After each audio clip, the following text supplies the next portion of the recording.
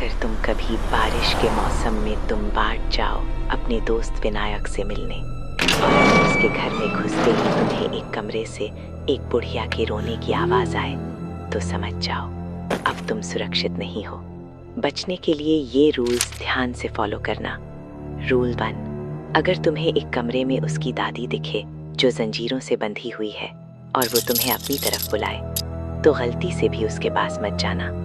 अगर वो तुम पर हमला करने दौड़े तो जोर से चिल्लाओ, सो जा दादी, वरना हंसदार आ जाएगा।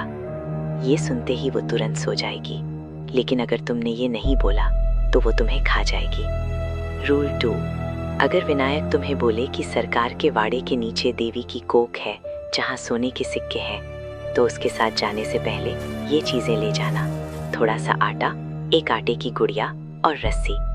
बिना आटे की गुड़िया के कोख के अंदर गए तो हंसदार सीधे तुम पर टूट पड़ेगा और तुम्हें छू लेगा। रूल 3, कोख के अंदर जाते ही आटे से एक गोल घेरा बनाओ और उसके बीच में खड़े हो जाओ। जब हंसदार आए तो आटे की गुड़िया उसके सामने फेंक दो। जब तक वो उसे खा रहा हो तभी उसकी कमर की पोटली से सिर्फ एक मुट्ठी सिक्के निकालो और भाग जाओ। अगर तुमने ज्यादा लेने की कोशिश की तो वो तुम्हें छू लेगा। फाइनल रूल, अगर तुमने ज्यादा लालच किया और पूरी पोटली उतारने के लिए बहुत सारी आटे की गुड़िया ले गए, तो जितनी गुड़िया लेकर जाओगे उतनी हंसदार की कॉपीज बन जाएंगी। एक बार हंसदार मल्टीप्लाई हो गए तो बचना नामुमकिन हो जाएगा। वो तुम्हें घेर लेंगे और छू लेंगे।